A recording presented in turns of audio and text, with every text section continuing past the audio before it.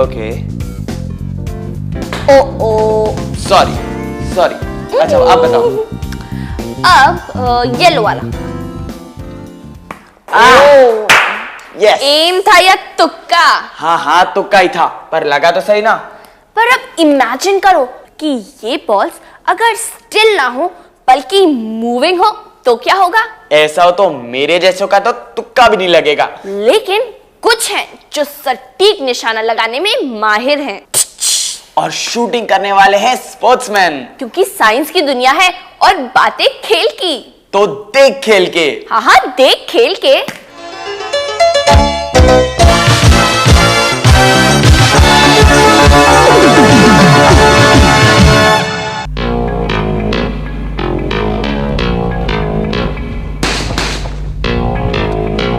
ये नजारा है डॉक्टर करनी सिंह शूटिंग रेंज का, जहां आज इंडिया के टॉप शूटर्स आए हैं एक शूटिंग कंपटीशन में हिस्सा लेने। उनमें से एक ऐसे व्यक्ति हैं जिनका नाम तो हम सब ने सुना ही है और जिनको हम पसंद भी बहुत करते हैं। जी हां, उनका नाम है राज्यवर्धन सिंह राठौर।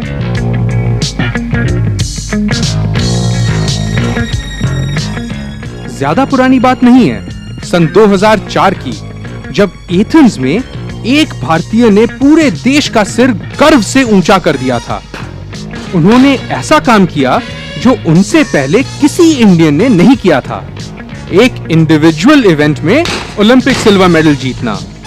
वो इवेंट था डबल ट्रैप शूटिंग और वो व्यक्ति हैं Rajyavardhan Rathore.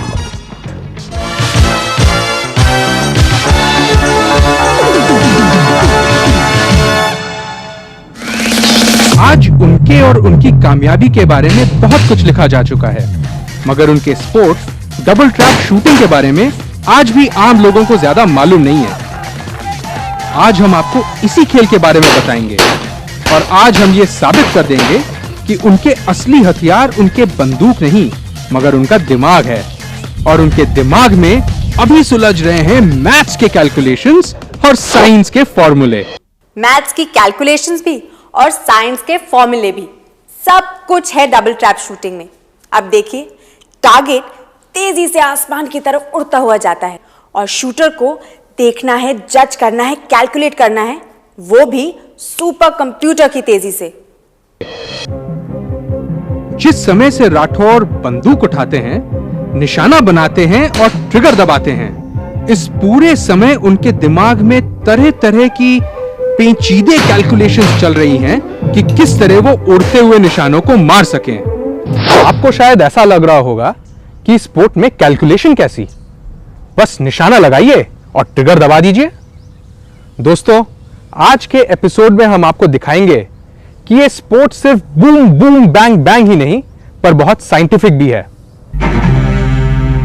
Double trap shooting एक अद्भुत खेल है। इसमें शूटर्स अपने अपने स्टेशंस पर एक लाइन में खड़े होते हैं और हर शॉट के बाद वो अपनी पोजीशन बदलते हैं। इस खेल में शूटर्स को 2 उड़ती हुई कबूतरों को मार गिराना होता है, मगर ये कबूतर असली नहीं, मिट्टी के बने होते हैं।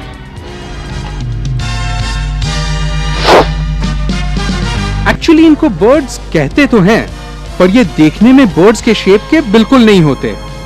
इनका शेप एक सॉसर या प्लेट या एक फ्रिस्बी की तरह होता है, और यही शेप है जो इनको हाइट और ट्रैजेक्टरी देता है। बर्ड्स के ऊपर का शेप कर्व्ड होता है और नीचे का बिल्कुल फ्लैट। जब ये बर्ड हवा में उड़ती है, उसके ऊपर की हवा को ज्यादा डिस्टेंस ट्रैवल करना पड़ता है और नीचे के हिस्से को कम। मगर बर्ड एक ही स्पीड से उड़ रही है, इसलिए बर्ड्स के ऊपर की हवा को ज्यादा डिस्टेंस उतनी ही टाइम में कवर करने की वजह से ज्यादा स्पीड से जानी पड़ती है और बर्ड के नीचे की हवा को कम स्पीड से जाना होता है। यह कॉन्सेप्ट एरोप्लेन के विंग्स के कॉन्सेप्ट जैसा है। जहां स्पीड ज्यादा होती है वहां प्रेशर कम होता है। बर्ड के ऊपर प्रेशर कम होता है और नीचे ज्यादा, और इसीलिए बर्ड ऊपर की तरफ आसानी से जाती है। एयर प्रेशर डिफरेंस के अलावा बर्ड को हवा में रखने के लिए और उसे सही ट्रैजेक्टरी देने के लिए कई साइंटिफिक प्रिंसिपल्स मिलजुल कर काम करते हैं। पहला, मशीन बर्ड्स को स्पिन कराते हुए भेजती है, जिससे अपवर्ड फोर्स बढ़ जाता है।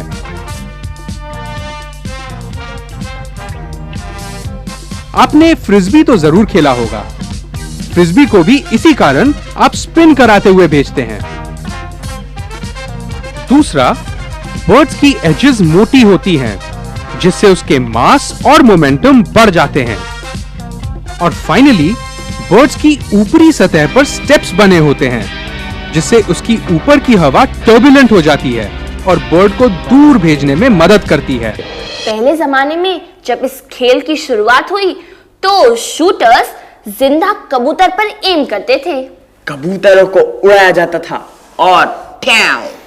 जब मैं इस स्पोर्ट के बारे में ज्यादा जानता नहीं था, मुझे ऐसा लगता था कि बर्ड्स अपने आप ही उड़कर बाहर आते हैं, मगर ऐसा है नहीं।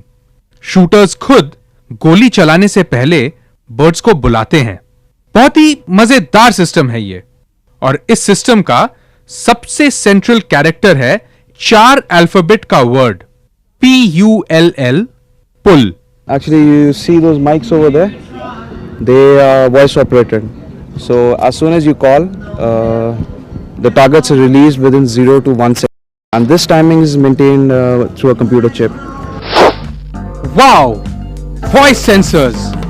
चलिए देखते हैं कि वॉइस सेंसर्स काम कैसे करते हैं।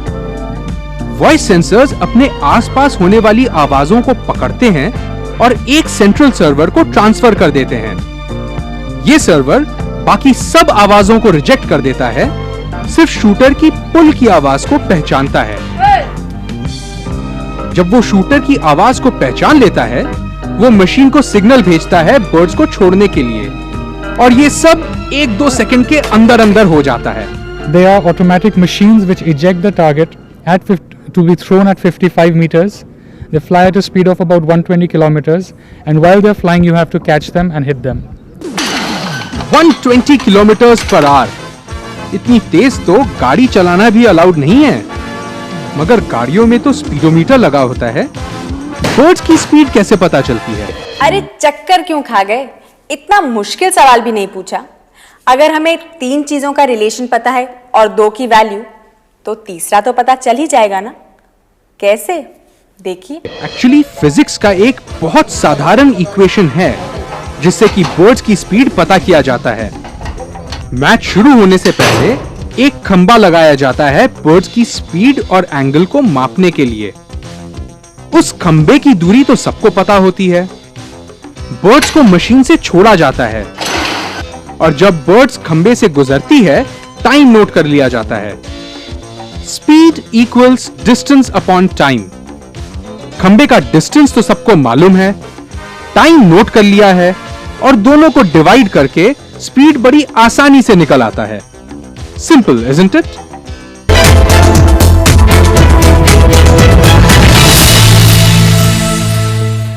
क्वींस बैटन रिले राष्ट्रमंडल खेलों की सबसे बड़ी एवं प्रसिद्ध परंपराओं में से एक है।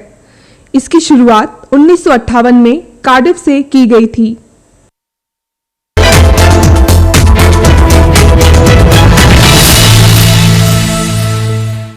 चलिए एक जनरल नॉलेज का क्वेश्चन पूछते हैं। गेज शॉटगन के साइज का यूनिट क्या मेजर करता है? बैरल की लंबाई, बैरल का वजन, बंदूक का वजन, या इनमें से कोई भी नहीं? सही जवाब थोड़ी ही देर में हम आपको बताएंगे। चलिए बर्ड्स की बहुत बात कर ली, अब कुछ शूटर्स की बात करें। जो शूटर्स इस इवेंट में स्पेशलाइज करते हैं, उनके स्वभाव में कई समान बातें होती हैं। You need to have your muscle strength all over the body in a manner to support your body despite the tremendous push that the gun is giving you. Then you need to be mentally tough. So it's physically tough, you need to be mentally tough. You got to cut off your emotions, you got to become a machine. Physically strong होने के साथ साथ उनका एक attitude होता है जो उन्हें इस खेल की तरफ आकर्षित करता है. First of all, it's not a stationary target, and the way it breaks in the air, that gives you immense satisfaction. So you're not shooting at this paper and making holes in it. You're breaking something. पर ये खेल सिर्फ shooting और firing का नहीं है. Safety इस खेल का एक अहम हिस्सा है. Topmost priority while shooting is safety. So you shoot only when you're at the station, and when you're not on the station, you keep your gun open.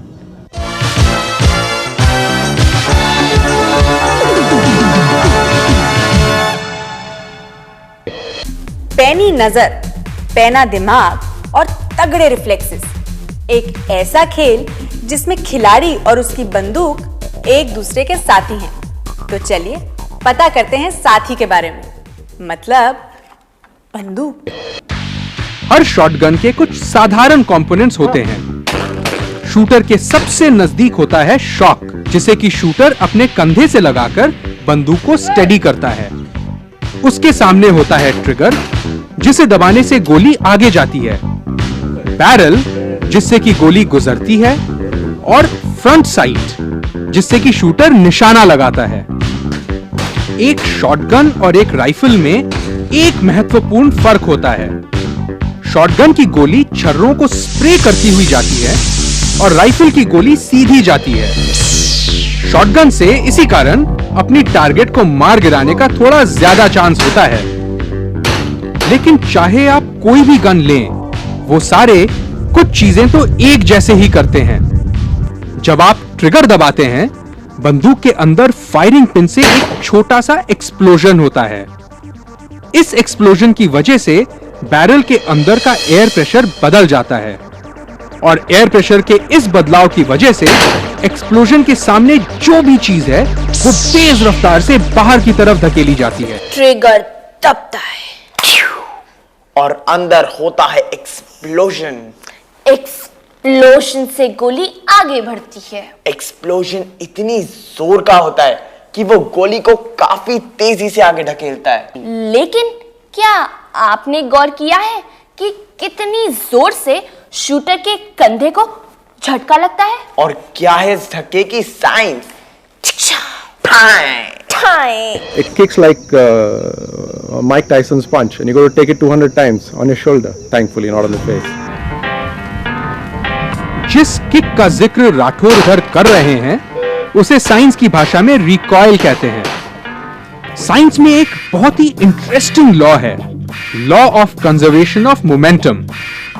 इस लॉ के मुताबिक टारगेट पर गोली का इंपैक्ट शूटर के shoulder पर बंदूक के इंपैक्ट के बराबर होता है. मगर मजे की बात तो यह है कि गोली से टारगेट तो टूट जाता है, मगर बंदूक से शूटर का शोल्डर नहीं टूटता. इसके कई कारण हैं. पहला और सबसे जरूरी कि गोली की छोटी साइज की वजह से उसको एनर्जी ज्यादा मिलती है. Law of conservation of momentum कहता है कि बंदूक का मास और वेलोसिटी गोली के मास और वेलोसिटी के बराबर होता है. समझ लीजिए कि बंदूक का मास है 5 किलो और गोली का 0.005 किलो. तो इस लॉ के मुताबिक गोली की वेलोसिटी बंदूक से 1000 गुना ज्यादा होती है. दूसरा महत्वपूर्ण कारण है शूटर्स का पोजीशन. आप देख सकते हैं कि शूटर अपने पैर जमीन पर जोर से लगाकर खड़े होते हैं. जमीन से फोर्स दो तरह के आते हैं, एक ऊपर और दूसरा आगे. शूटर थोड़ा सा आगे की तरफ लीन करके खड़े होते हैं, जिससे कि आगे की तरफ का फोर्स ज्यादा हो जाए.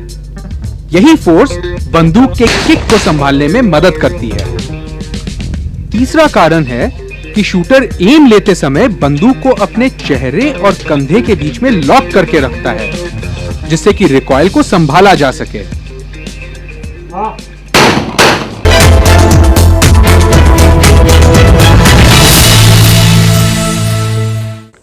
क्वींस बैटन 240 दिनों में 70 देशों से गुजरने और 1,70,000 किलोमीटर का सफर तय करने के बाद भारत पहुंचा। 3 अक्टूबर को हुए उद्घाटन समारोह तक क्वींस बैटन ने 1,90,000 किलोमीटर की दूरी तय की।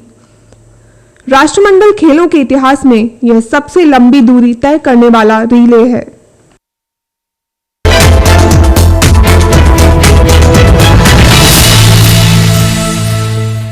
शूटर्स, गन्स और क्ले बर्ड्स, इन सबको तो हमने देख भी लिया और समझ भी लिया, मगर इस खेल का एक और कैरेक्टर है, गोली।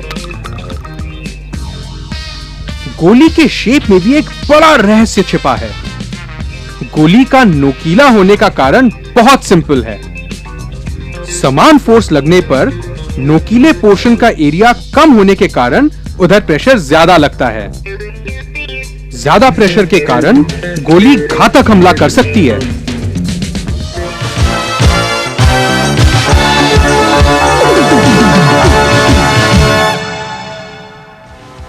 हमने आपसे पूछा था कि गेज क्या मेजर करता है।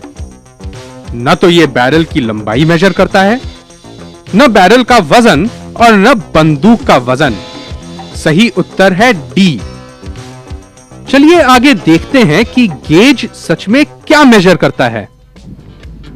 शॉटगन के साइज मापने के लिए गेज शब्द का इस्तेमाल किया जाता है, मगर गेज इंच या सेंटीमीटर जैसे लंबाई का माप नहीं होता। ये नाम उस जमाने से चल रहे हैं जब लोग लेड को पाउंड के हिसाब से खरीदते थे और घर में बारूद बनाया करते थे। 12 गेज का मतलब है कि आप 1 पाउंड के लेड से बंदूक के बैरल के डायमीटर जितनी 12 लेड बॉल्स बना सकते हैं, और 20 गेज का मतलब है 1 पाउंड के लेड से बंदूक के बैरल के डायमीटर जितनी 20 लेड बॉल्स बन सकती हैं। वैसे देखा जाए तो जितना कम चौड़ा या पतला बैरल होता है, उतना ही कम किक या रिकॉइल शूटर को लगता है। एक्सपर्ट्स का मानना है कि नए खिलाड़ी के लिए 20 गेज का शॉटगन सबसे अच्छा होता है। लोगों का यह कहना है कि स्पोर्ट न सिर्फ कैरेक्टर बनाता है, पर खिलाड़ी के कैरेक्टर को सही रूप से व्यक्त भी करता है, और शूटिंग इस बात को पूरी तरह से सही करता है। It's very difficult when you don't have an opposition, and the only opposition you are you yourself, because you don't tend to find mistakes with yourself. You tend to find mistakes all around. You say it's windy, somebody distracted me, my gun is not good, my jacket is not good, my cartridge is not good. There's problems all around. You never want to say I'm not good. इस खेल में खिलाड़ी अपने ऊपर नियंत्रण करके अपनी शंकाओं पर जीत हासिल करने के बाद ही मैच में जीत हासिल कर सकता है। So that's the tough part about it. The last second when you pull the trigger. तो दोस्तों, ये है खेल डबल ट्रैप शूटिंग का। ये एक वायलेंट स्पोर्ट नहीं है जैसे कि लोगों का मानना है, मगर ये टेस्ट है आपके मानसिक और शारीरिक शक्ति का। और सभी खेलों के जैसे इसमें भी साइंस एक बहुत ही महत्वपूर्ण भाग अदा करता है। Law of conservation of momentum कहता है कि टारगेट पर गोली का इंपैक्ट शूटर के शोल्डर पर बंदूक के इंपैक्ट के बराबर होता है। गोली की छोटी साइज की वजह से उसको एनर्जी ज्यादा मिलती है। समान फोर्स लगने पर नोकीले पोर्शन का एरिया कम होने के कारण उधर प्रेशर ज्यादा लगता है। बर्ड को हवा में रखने के लिए और उसे सही ट्रैजेक्टरी देने के लिए कई साइंटिफिक प्रिंसिपल्स मिलजुल कर काम करते हैं।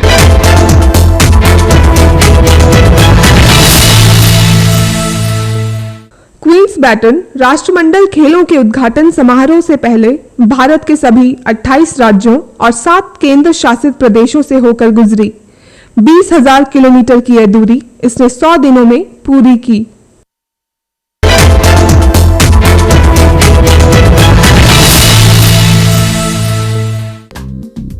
जब हम बात करते हैं तो जाहिर है हमें अपनी आवाज सुनाई पड़ती है, लेकिन हमें जो अपनी आवाज सुनाई पड़ती है वो दूसरों को बिल्कुल अलग लगती है। मतलब हम ये जानते ही नहीं कि हमारी आवाज दूसरों को कैसी सुनाई पड़ती है। तो आप कहेंगे इसमें क्या बात है, रिकॉर्ड करके देख लीजिए। लेकिन रिकॉर्ड करने से भी प्रॉब्लम सॉल्व नहीं होती, यही तो है कमाल। देखिए।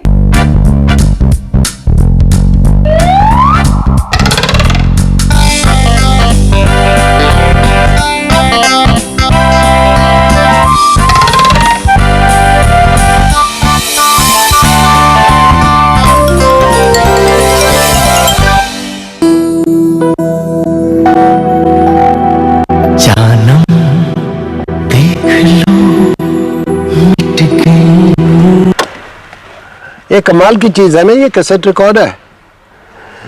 और मुझे याद आता है पहली बार बहुत साल पहले जब मैंने अपनी आवाज कैसेट रिकॉर्डर में रिकॉर्ड की और सुनी, लोग तो कहते हैं वाह वाह वाह वाह यशपाल तू बहुत अच्छा गाता है, पर मेरे को तो अपनी आवाज लगी नहीं।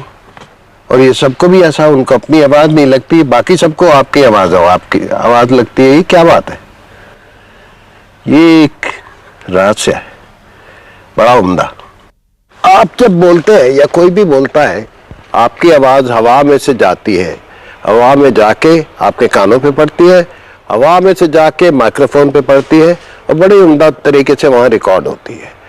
तो जो माइक्रोफोन सुनता है और आप सुनते हैं वो तो एक ही है, पर आप जो सुनते हैं ना वो खाली वो नहीं है। आप कमाल की एक और चैनल है, अंदर से आवाज आपके मांसपेशियों से आके आपके हेयरिंग ऑर्गन पे जाते हैं। आप दो आवाजें सुनते हैं, एक तो बाकी सब लोग सुन रहे हैं और एक अंदर की, और दोनों मिला के आप सुनते हैं। अगर नहीं मानते तो कान बंद करके अपना नाम बोलिए और देखिए कि सुनते हैं कि नहीं।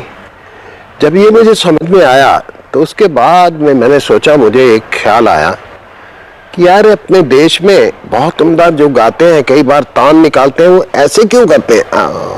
ऐसे मुझे लगा कि ऐसे इसलिए करते हैं कि वो अपनी आवाज, अंदरूनी आवाज सुनना चाहते हैं, देखने के लिए कि सुर ठीक लगा कि नहीं। साइंस की दुनिया में तो ऐसा ही होता है, बात चाहे छोटी हो या बड़ी, छुपी होती है कहीं ना कहीं साइंस में। शिवम, क्या ये बुक भारी है? दिखाओ। ज्यादा भारी नहीं है। तो ठीक है, शिवम कह रहा है ये बुक भारी नहीं है। तो अब हम ये देखते हैं कि शिवम इस डोरी को दोनों तरफ से पकड़कर सीधी लाइन में कर सकता है कि नहीं। कर सकता हूँ, इसमें क्या बड़ी बात है। करो। ये देखो, ये बी है। ओके। जरूर इसमें कोई साइंस है। ऑफ कोर्स इसमें साइंस तो है ही। तो मैं इसका कारण पता लगाता हूँ।